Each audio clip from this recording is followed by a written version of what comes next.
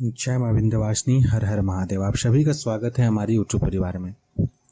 पुरुष साधकों को विशेष करके नवरात्र की साधना या किसी भी विशेष अनुष्ठान को जो कि दीर्घकालिक होता है 11, 21, 41 दिन का या 90 दिन 108 दिन का जो साधना करने चाहते हैं या चाहते हैं, तो उस समय में विशेष करके उनके साथ यह परेशानी होती है या सामान्यतः 7 दिन की साधना करने में भी यह परेशानी होने लगती है कि पुरुष साधकों को विशेष करके स्वप्न दोष से संबंधित समस्या हो जाती है। विशेष करके जो नए साधक होते हैं उनको तो इस विषय को लेकर के काफ़ी अधिक चिंतित हो जाते हैं और कहीं ना कहीं यह एक ऐसा विषय होता है जो कि साधना खंडित हुआ या साधना अभी आगे किया जा सकता है। इस विषय को लेकर के यह विषय जो है सभी के समक्ष आने लगता है कि अगर ऐसी परिस्थिति हो जाए तो क्या किया जाना चाहिए, और दिग्भ्रमित होने के कारण सही निर्णय भी नहीं ले पाते हैं कि आखिर में इस चीज़ को कैसे लेकर के आगे चला जाए, साधना छोड़ दिया जाए या फिर किया जाए।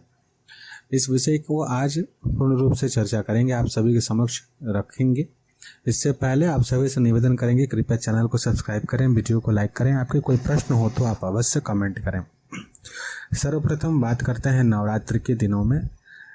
शरीर अभ्यस्त नहीं होता है काफ़ी अधिक देर बैठने के कारण। जब हम बैठते हैं, नए साधक होते हैं या फिर अगर बहुत लंबे समय तक आप ज़्यादा देर तक बैठ के साधनाएं नहीं करते हैं, केवल नवरात्र के दिनों में आप बैठते हैं, पाठ इत्यादि करते हैं, जाप इत्यादि करते हैं, बैठने का अभ्यास आपके शरीर को नहीं होता है, तो ऐसी स्थिति में जो नाड़ी मूलाधार से संबंधित होती है, यानी कि जो हम बैठते हैं, हमारा जो रीढ़ की हड्डी जो ज़मीन पर लगती है, उस जगह मूलाधार का जो स्पंदन होता है काफ़ी अधिक बढ़ने लगता है। ऊपर से आप मंत्र जप कर रहे हैं, पाठ कर रहे हैं, जिसके कारण वो अत्यधिक स्पंदन की अवस्था को प्राप्त होने लगता है। और जब आप मंत्र जप इत्यादि करने के पश्चात वापस उठ करके बैठते हैं, आराम करते हैं या सोने लगते हैं, तो उस समय तक वो वाइब्रेशन बने रहता है, यानी कि स्पंदन की अवस्था बनी रहती है, वो सामान्य नहीं हो पाता है। और इसी कारण जो है आप इस चीज़ को, इस विषय को समझ नहीं पाते हैं और स्खलन इत्यादि की समस्या हो जाती है। यह एक प्राकृतिक चीज़ है, एक तरीके से यह एक पहला पहलू हुआ। इस अवस्था से बचने के लिए आप सभी को सबसे पहले तो यह अभ्यास करना चाहिए कि जब भी नवरात्र या किसी भी विशेष अनुष्ठान को करने जा रहे हो, उससे कुछ समय पहले ही बैठने इत्यादि का अभ्यास, सूर्य नमस्कार इत्यादि की क्रिया जरूर करनी चाहिए। सूर्य नमस्कार प्रत्येक साधक को जरूर सीखना चाहिए, करना चाहिए। उससे पाचन तंत्र मजबूत हो जाता है। मूलाधार संबंधी, षडचक्र संबंधी जितनी भी सारी समस्याएं होती हैं उनका शोधन होता है, नाड़ी शोधन हो जाता है, जिस कारण अगर आप 15-20 दिन भी सूर्य नमस्कार कर लिए, उसके पश्चात अगर आप जाप करने, पाठ करने बैठ रहे हैं, तो स्वप्न दोष से संबंधित समस्या जो है लगभग 95% आपका नहीं होगा, जो प्राकृतिक है।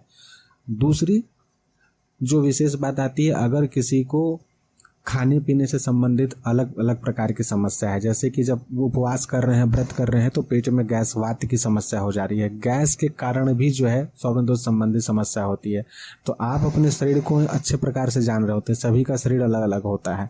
तो उपवास व्रत के समय में कौन सा ऐसा फल है जिसको खाने से आपका शरीर शांत रहेगा, आपका शरीर जो है वो ठंडा रहेगा, बहुत अधिक जो है इस प्रकार की उष्णता जो है पेट में नहीं बनेगा, उसी चीज़ का चयन आपको करना चाहिए। दूध सभी को बर्दाश्त नहीं होता है, हो सकता है आप कभी दूध पीते ही नहीं है और अभी जो है व्रत उपवास के समय में आप दूध पी रहे हैं, चाय पी रहे हैं, तो इसके कारण भी ये समस्या शरीर में होने लगती है।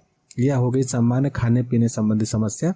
इसके हेतु जो है अनुलोम विलोम प्राणायाम की प्रक्रिया जो होती है, कपालभाति जो होती है, इन सभी को करना चाहिए ताकि शरीर हमारा अभ्यस्त हो सके, क्योंकि जब की ऊर्जा जो बनती है उसको संभालने के लिए हमारा शरीर अगर तैयार नहीं होगा तो इसी प्रकार की समस्या उत्पन्न होगी। तीसरा जो कारण बनता है वो तंत्र संबंधी कारण समस्या हो सकती है, जो जिसको लेकर के सबसे अधिक लोग सोचते हैं। जो प्राकृतिक है, शरीर से रिलेटेड जो चीज़ें हैं उनको स्किप कर देते हैं, क्योंकि वहाँ स्वयं से शरीर को मेहनत करना है तो उसको स्किप कर देते हैं, सीधे आते हैं कि कोई शक्ति है जो हमारी ऊर्जा को चुरा रही है। हाँ, ये बात भी सत्य होती है अपनी जगह पे। अगर आप तंत्र से प्रभावित हैं, पहले से ही आपके परिवार के ऊपर अभिचारिक क्रिया इत्यादि कर दी गई है, वैसी अवस्था में जब आप कोई साधना करने जाते हैं, कोई रक्षण विधान इत्यादि नहीं होता है, आपका घर सुरक्षित अगर नहीं होता है, तो बहुत बारी समस्या होती है कि जो भी नकारात्मक ऊर्जा आसपास के क्षेत्र में होती है वह किसी न किसी माध्यम से स्खलन इत्यादि की प्रक्रिया को करवा देती है और उससे आपका जप ऊर्जा का क्षय होने लगता है। एक यह समस्या होती है। चौथी जो एक समस्या बनती है वो ये होता है कि यह तीनों कारण ना हो, लेकिन आप जब बहुत अत्यधिक जप करते हैं, जो ऊर्जा निर्मित हो रही है उस ऊर्जा का सही प्रकार से संतुलन नहीं हो पाता है आपके आराध्य के भी मध्य। संतुलन न होने के कारण से वो किसी भी चक्र के ऊपर में किसी में ज़्यादा किसी में कम प्रभाव डालती है।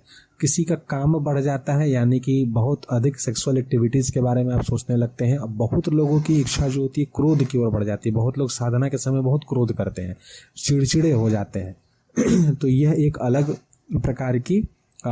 प्रकार का प्रभाव हो गया ऊर्जा का। तो यह निर्भर करता है कि किसके शरीर किसके मन के ऊपर में किस प्रकार के विकार का बढ़ाव होगा। यह जो षड विकार हैं उनमें से अलग अलग प्रकार के विकार होते हैं। कुछ लोगों के साथ ये समस्या होती है, जब साधना के क्षेत्र में जाते हैं तो खाने के ऊपर बहुत अधिक ध्यान आता है। जो खाना उनको बहुत अधिक पसंद हो उसकी ओर वो रुचि उनके मन में बहुत अधिक जागृत होती है। जाप करते समय में उनका ध्यान पूरा खाना के ऊपर चला जाता है। वो चाहते नहीं है लेकिन चला जाता है। तो ये एक विकार है जो कि जाप के समय में शरीर आंतरिक रूप से और बाहरी रूप से दोनों ही रूप से प्रकट करती है। तो इसके ऊपर ही विजय प्राप्त करना साधना है, जो कि सिर्फ और सिर्फ मंत्र जप से संभव नहीं है। मंत्र जप के सिवाय स्रोत पाठ, स्तुति, गाना, भजन करना, पुराण कथा इत्यादि का पाठ करके उन सभी को भीतर आत्मसात करना, भाव विहल होकर के अपने आराध्य को बुलाना, इन सभी चीज़ों को सुन करके तब जा करके इन सभी के ऊपर में आप विजय प्राप्त कर पाएंगे। तो शारीरिक रूप से, मानसिक रूप से और बाह्य और अंतर जो भी कारण है, इन सभी कारणों के चलते ही स्वप्न दोष इत्यादि की समस्या होती है। अब इसका निराकरण जो है वो तो बता दिए। अब है कि साधना को क्या माना जाए, साधना हमारा आगे चलना चाहिए, छोड़ देना चाहिए। सबसे पहला चीज, अगर आप किसी के निर्देशन में किसी साधना को कर रहे हैं, किसी के मार्गदर्शन में कर रहे हैं, तो उनसे सबसे पहले विचार विमर्श अवश्य करें अगर इस प्रकार की समस्या उत्पन्न हो जाती है तो। दूसरी बात, अगर आप कोई महाशक्ति की साधना कर रहे हैं, भगवान सदाशिव की कर रहे हैं, माँ जगदम्बा भगवती की कर रहे हैं, दुर्गा जी की, पार्वती जी की, महाविद्याओं से संबंधित कोई साधना कर रहे हैं, वैसी अवस्था में ऐसी स्थिति उत्पन्न हो जाती है तो आप अपने शरीर को शुद्ध इत्यादि करके तुरंत जो है प्रायश्चित के रूप में जिस भी देवी देवता का आप पूजन पाठ कर रहे थे उससे संबंधित मंत्र इत्यादि का एकाध माला जप करें, या फिर या देवी सर्वभूतेषु क्षमा रूपेण संस्थिता, यह जो मंत्र है इसका एक माला जप कर लेना चाहिए प्रायश्चित के हेतु, और उसके पश्चात अपनी साधना को कंटिन्यू रखना चाहिए। अगर आप किसी सिद्धि के हेतु मंत्र केवल जागृत करने के हेतु जप कर रहे हैं और वैसी अवस्था में ऐसी हो जाती है तो भी उस मंत्र का अधिष्ठात्र देव से क्षमा याचना करते हुए सूर्य को जल देने के पश्चात, अगर आप माणिक्य धारण नहीं करते हैं तो ही सूर्य को जल दें, उसके पश्चात जो है आपको आगे अपनी साधना को कंटिन्यू करना चाहिए। तीसरी, अगर आप किसी उपदेव कैटेगरी की शक्तियों की साधना कर रहे हैं, अगर आप किसी के निर्देशन में सही या स्वयं से ही किसी यक्षिणी की कृपा प्राप्ति है तो, किसी योगिनी की कृपा प्राप्ति है तो, किसी अप्सरा की साधना आप कर रहे हैं, आपको जानकारी पूरी है चाहे नहीं है, लेकिन अगर आप इस प्रकार की साधना कर रहे हैं और इनकी साधना के मध्य में अगर इस प्रकार का व्यवधान उत्पन्न हो जाता है, स्वप्न दोष इत्यादि की प्रक्रिया हो जाती है, तो वो साधना पूर्ण रूप से खंडित मानी जाएगी, वो कभी भी पूर्ण नहीं मानी जा सकती। वहाँ ब्रह्मचर्य पालन अनिवार्य हो जाता है। नाथ परंपरा से संबंधित किसी मंत्र जप इत्यादि को कर रहे हैं तो वहाँ भी यह देखने वाली बात होती है कि आप किस मंत्र इत्यादि का जप कर रहे हैं। कुछ मंत्रों में यह दोष होते हैं, यानी कि अगर ऐसा हो जाता है तो वह साधना खंडित मानी जाती है। गृहस्थ संबंधी जितनी साधनाएं होती हैं उनमें इन दोषों का परिहार रहता है, नहीं माना जाता है। प्रायश्चित विधान, गायत्री, गोरखनाथ गायत्री इत्यादि का पाठ करके आगे आप इस साधना को कर सकते हैं। तो आशा करते हैं कि इस विषय से संबंधित आपके मन में जो भी शक संशय रहा होगा वो पूरी तरीके से दूर हो गया होगा। शारीरिक और मानसिक दोनों रूप से स्वस्थ होने की प्रक्रिया करने के पश्चात ही साधना के मार्ग में आगे बढ़े, ताकि इस प्रकार की समस्या ना आए।